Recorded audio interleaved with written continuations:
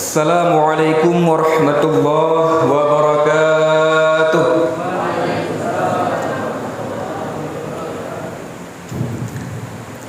Alhamdulillahi wahibil atiyah. Ashhadu an la ilaha illallah wahdahu la syarika lah. Wa ashhadu anna sayyidana Muhammadan abduhu wa rasuluhu la nabiyya ba'dah. Allahumma salli ala sayyidina Muhammad ibn Abdillah wa huwa khairul bariyah wa ala alihi wa ashabihi dhawin nufusiz zakiyah. Amma ba'du fa ya ibadallah, ittaqullaha haqqa tuqatih wa la tamutunna illa wa antum muslimun.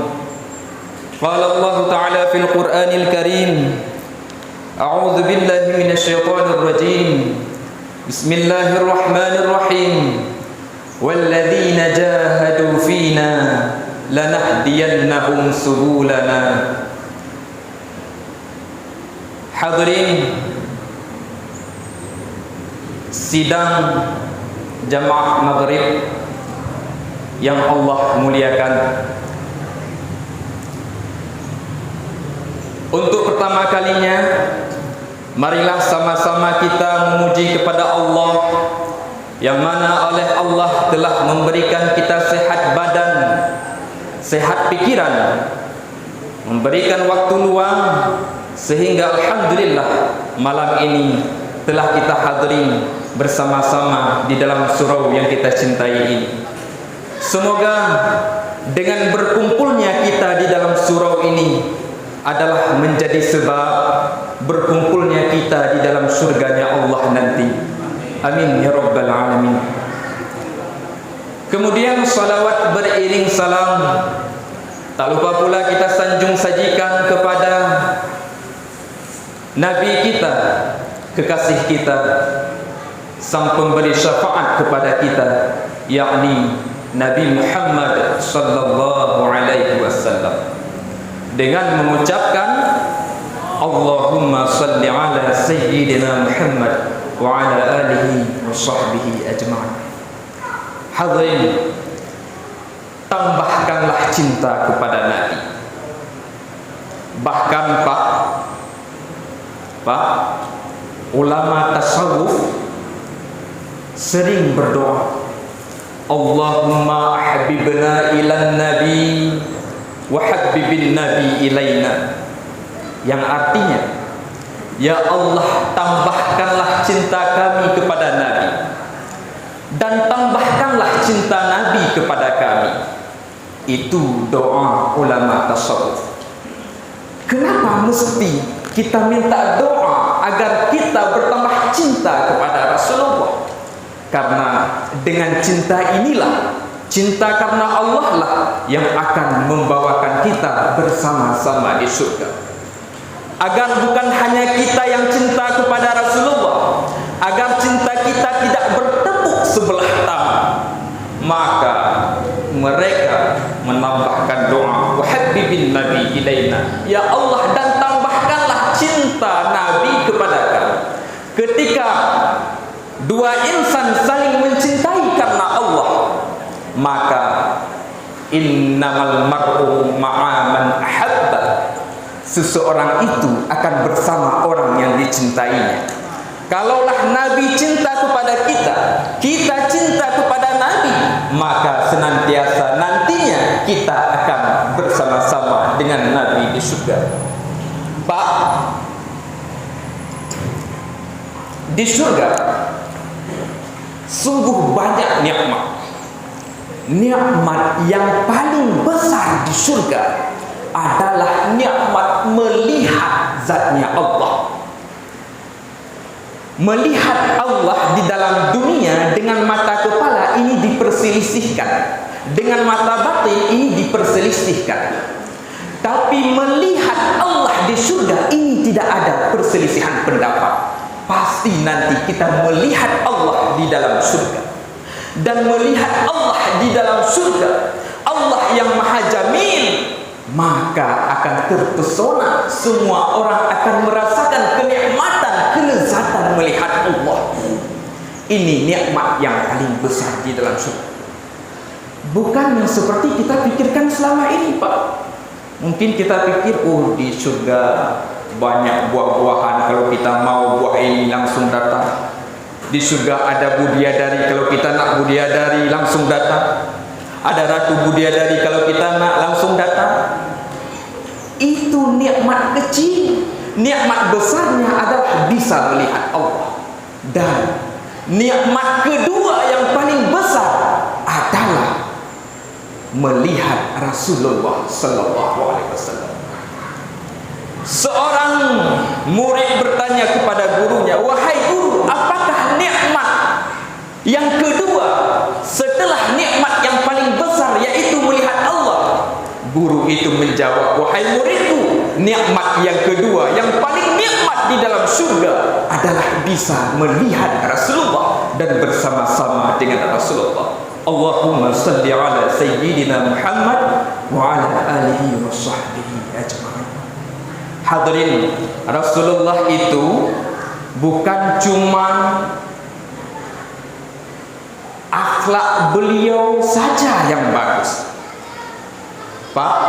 Rasulullah bukan cuma akhlak yang bagus, tapi penampilan beliau, wajah beliau, fisik beliau, postur tubuh beliau itu pun indah. Sampai-sampai Jabir bin Murrah pernah mengungkapkan, apa kata Jabir? Pada satu malam purnama, saya melihat Rasulullah sedang memakai pakaian berwarna merah. Kemudian faja'altu anzuru ilaihi wa ilal qamar. Saya jadikan pandanganku, saya tengok Nabi, saya tengok bulan.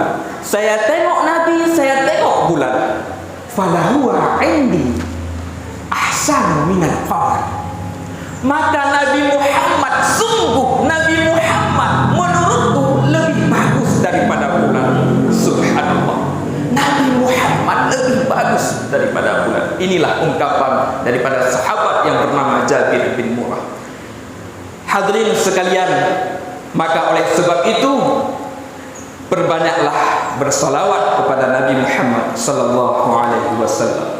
Kata Nabi, "Aulan nas bi yaumal qiyamah aktsaruhum alayya salatan." Seutama-utama manusia denganku kelak di yaumil qiyamah adalah orang yang paling banyak salawatnya kepadaku. Orang yang paling banyak salawatnya kepada Nabi, Pak, Bu, maka orang ini adalah orang yang diutamakan oleh Nabi kelak. Sekali kita bersalawat kepada Nabi, salawat kita akan dicatat oleh malaikat Jibril. Di bawah salawat itu, Pak, kepada ruh Nabi Muhammad sallallahu alaihi wasallam, "Ya Rasul, fulan bin fulan di surau fulan pada malam ini telah membacakan salawat kepadamu." Besoknya kita bacakan salawat lagi kepada Rasul. Di bawahnya salawat kita ke hadapan Nabi Muhammad, "Ya Rasul, hari ini fulan bin fulan di tempat fulan telah membacakan salawat kepadamu." Malamnya kita bacakan salawat lagi, zuhurnya kita bacakan salawat lagi, petangnya kita bacakan salawat lagi. Setiap kali salawat yang kita bacakan disampaikan kepada Nabi Muhammad sallallahu alaihi wasallam. Ketika nama kita selalu disebut oleh malaikat Jibril di hadapan Rasul, mustahil Rasul tidak menghafal nama kita. Ketika nama kita dihafal oleh Rasul di yaumil qiyamah nanti, tatkala bangun Rasul daripada yaumil mahsyar, ketika yaumul ba'ats, hari bangkit, maka Rasul akan mencari kita. Rasul mengingat kita, di mana fulan bin fulan, di mana fulanah binti fulanah yang sering menyebut-nyebutku di masa di alam dunia dulu, yang sering bersalawat kepada aku, akan berikan syafaat kepadanya. Pentingkah syafaat Nabi, Pak?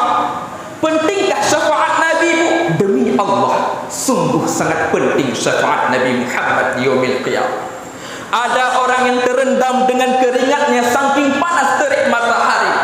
Diriwayatkan Pak, matahari satu jengkal daripada kepala meleleh kulit kita, bahkan tengkorak kita meleleh saking panasnya matahari.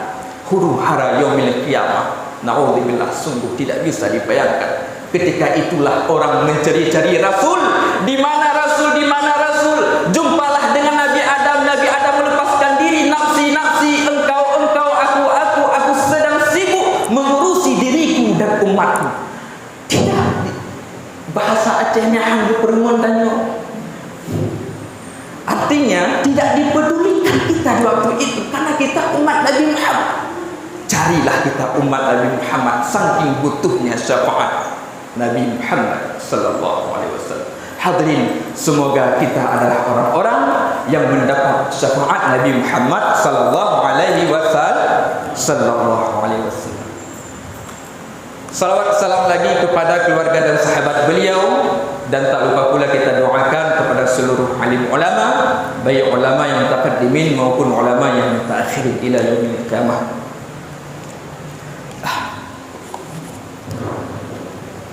Bapak Ibu yang dimuliakan Allah, kata-kata kehormatan saya numpang saja sama MC tadi.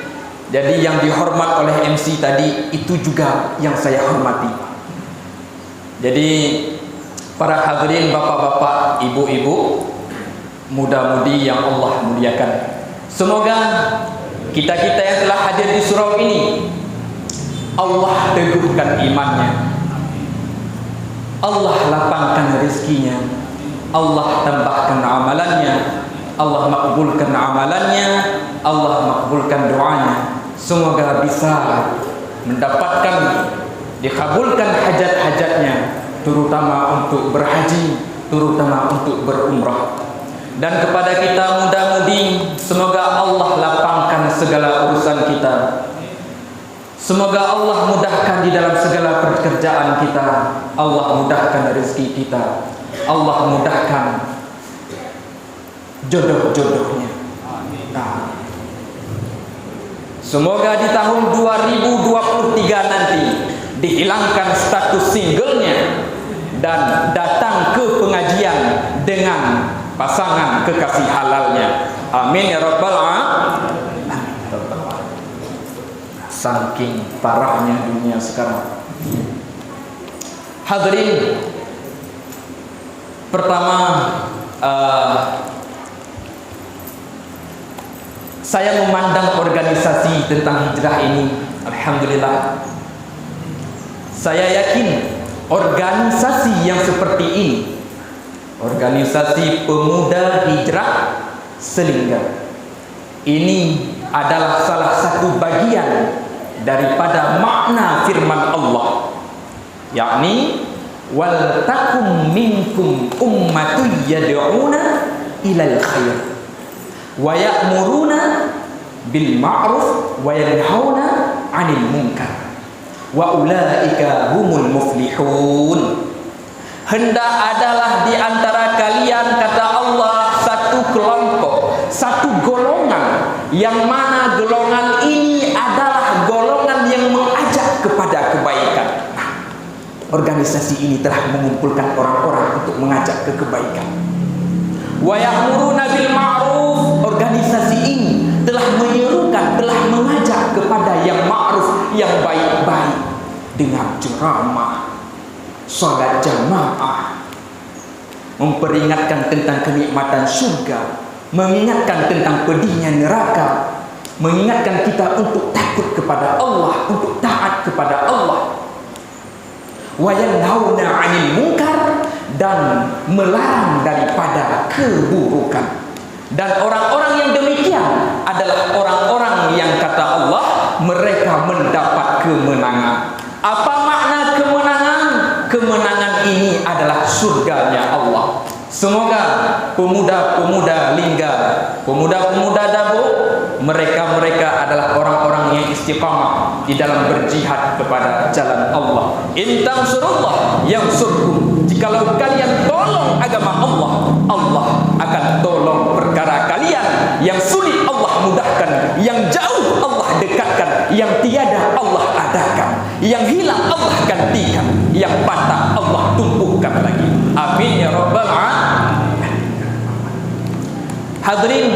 Sidang jemaah salat maghrib yang dirahmati Allah, tema malam ini adalah tentang menjemput hidayah. Pak, Bu, hidayah, ada hidayah yang didapatkan oleh seseorang tanpa proses yang berat dari orang itu. Hidayah ada yang didapatkan oleh seseorang tanpa ada proses berat dari orang itu. Contoh, Umar bin Khattab. Umar bin Khattab dulunya marah sekali sama orang yang masuk Islam.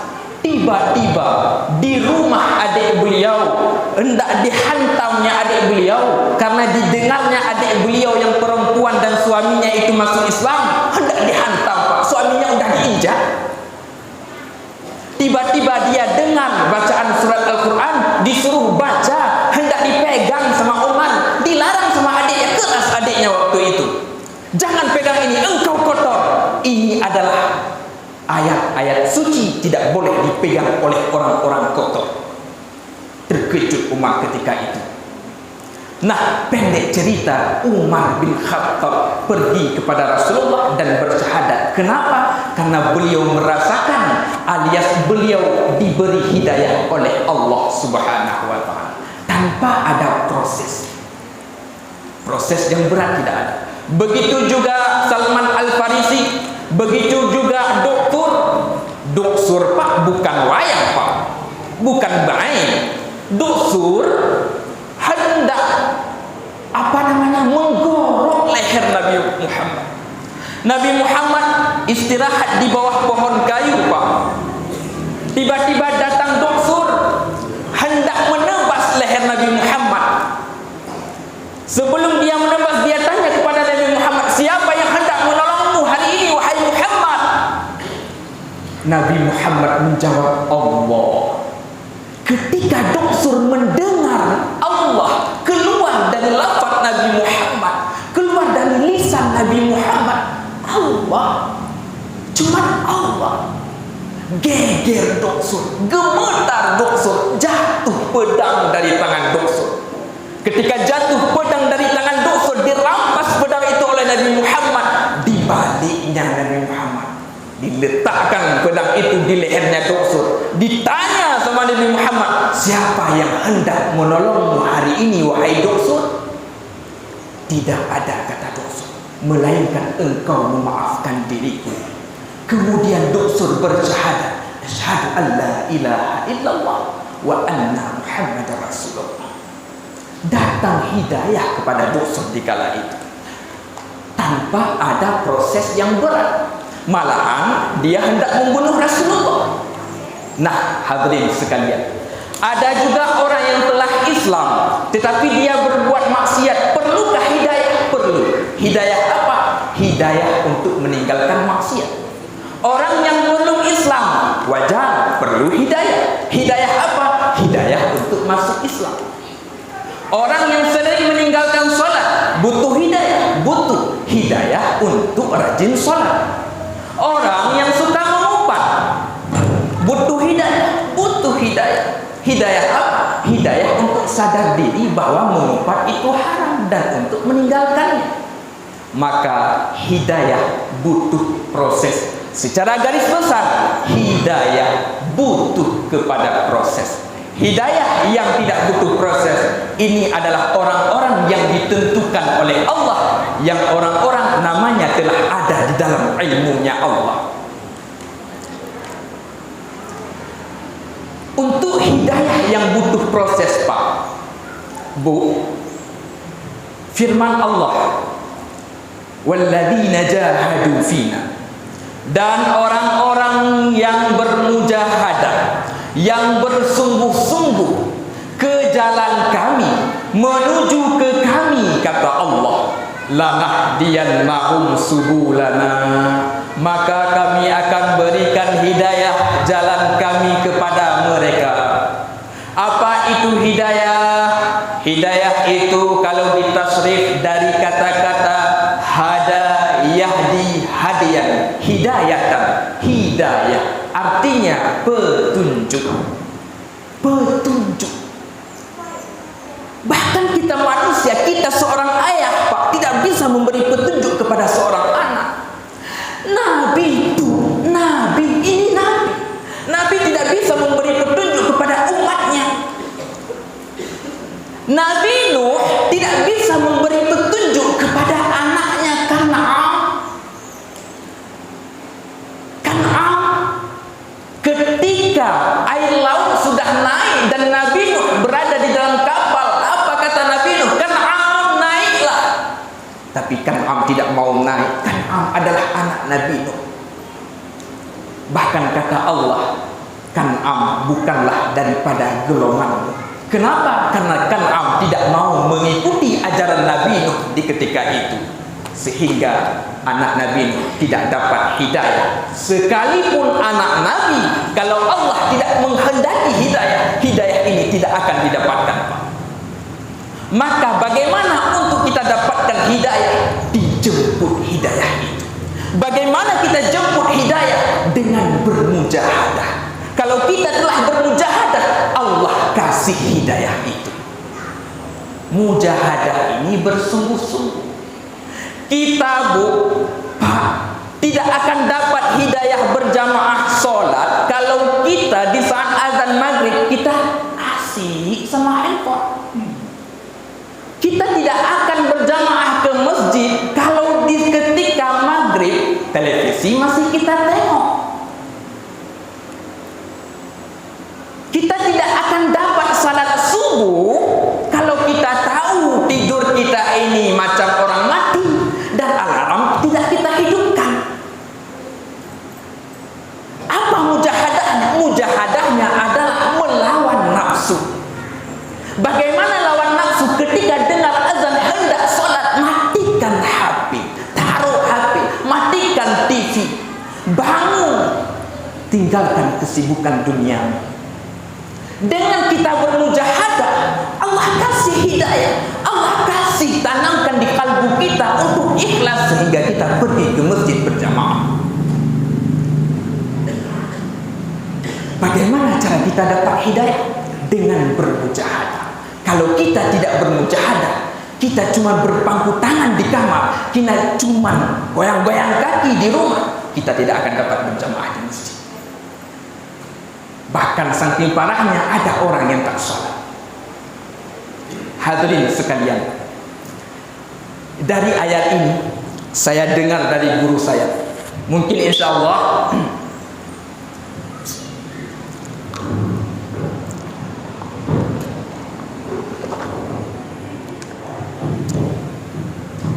alhamdulillah, mungkin kita semua di sini adalah orang-orang yang rutin salat, dan kita doakan semoga kita istiqamah di dalam taat kepada Allah.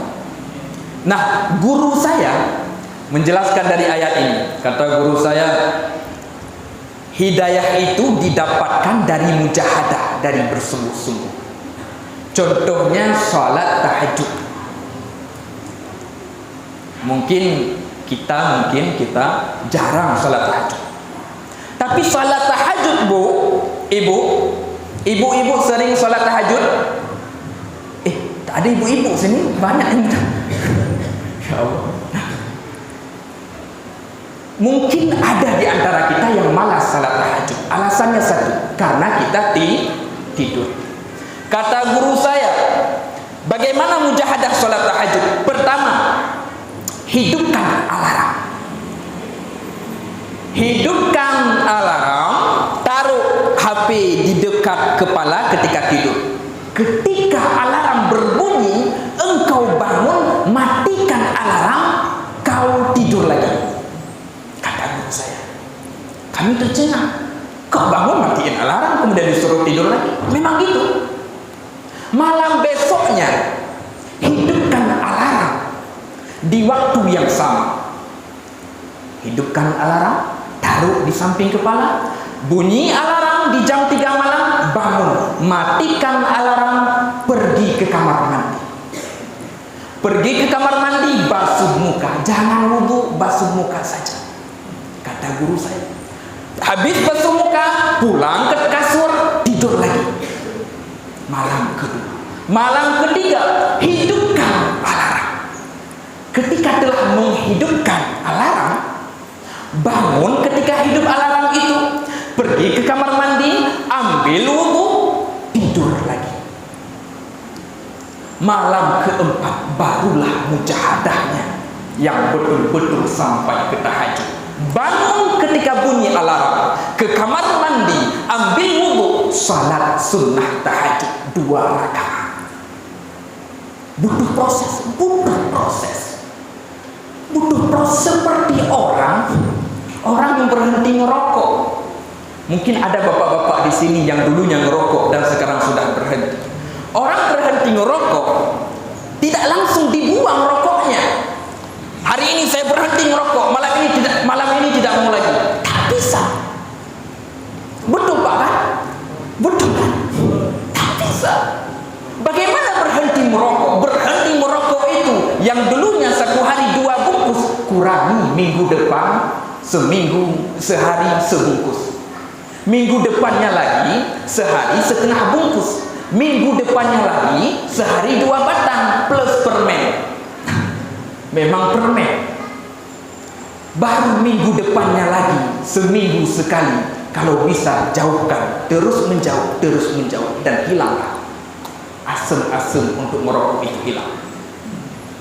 Begitu juga untuk kita beribadah, mesti ada riyadhah, latihannya dulu. Mulai dari sedikit-sedikit. Tetapi ketahuilah, yang malam pertama ketika engkau bangun cuma mematikan alarm, pahala engkau telah terhitung dari semenjak malam pertama itu. Kenapa? Karena dari malam pertama niatmu adalah riyadhah untuk tahajud, bermujahadah untuk tahajud. Dari malam pertama sudah dihitung. Step by step, kalau kata orang, sedikit demi sedikit. Tahajud wa minal laili fatahajjad bihi nafilatan lak. Asa ayyab'athaka rabbuka maqaman mahmud. Daripada sebagian malam, orang ini disuruh oleh Allah untuk bertahajud. Kita dianjurkan oleh Allah untuk bertahajud. Moga-moga nantinya orang-orang yang bertahajud Allah beri makam mulia, tempat mulia di dalam surganya Allah nanti. Ketahuilah, di saat tahajud Pak, malam yang hening, doa kita ini sungguh dijamin mustajabahnya. Bahkan kata Imam Asy-Syafi'i, doa di sepertiga malam, yakni di ketika tahajud, kalau kita doa di situ, di waktu itu, seperti anak busur panah keluar dan ditembak tepat mengenai target. Berdoa di sepertiga malam seperti anak panah keluar dari busurnya tepat mengenai target. Artinya kalau kita minta A, Allah kasih A. Kalau kita minta B di dalam doa itu, Allah kasih B. Allah tidak akan tukar dengan C. Hadirin sekalian, mungkin terjadi pertanyaan, Ustaz, saya sering tahajud, saya sering berdoa Ustaz, tapi yang saya doakan ini Ustaz tak pernah terkabul-kabul. Memang apa doa Bapak? Ternyata doa Bapak ini parah betul. Mintanya mobil mewah, apa? Allah akan beri sesuai dengan apa yang kita butuhkan tatkala itu. Dan ketika Allah tidak memberi, bukan berarti Allah itu tak sayang. Ketika Allah tidak memberi apa yang kita minta, bukan berarti Allah tidak kabulkan. Allah kabulkan, mungkin belum saatnya. Tapi yang dari Allah itu yang terbaik untuk kita. Pak, Bu, yang dari Allah itulah yang terbaik untuk kita. Saya ceritakan satu kisah dari guru saya.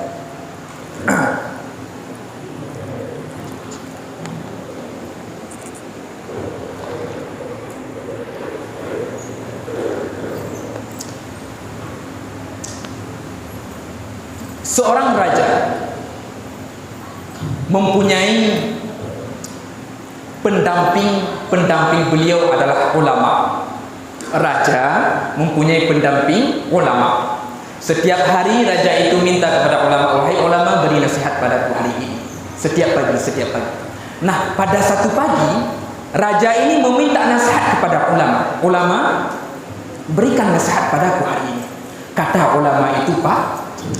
ulama itu, Bu, wahai raja, apapun yang terjadi padamu, baik itu kemarin, baik itu hari ini, baik itu nanti, itu adalah dari Allah.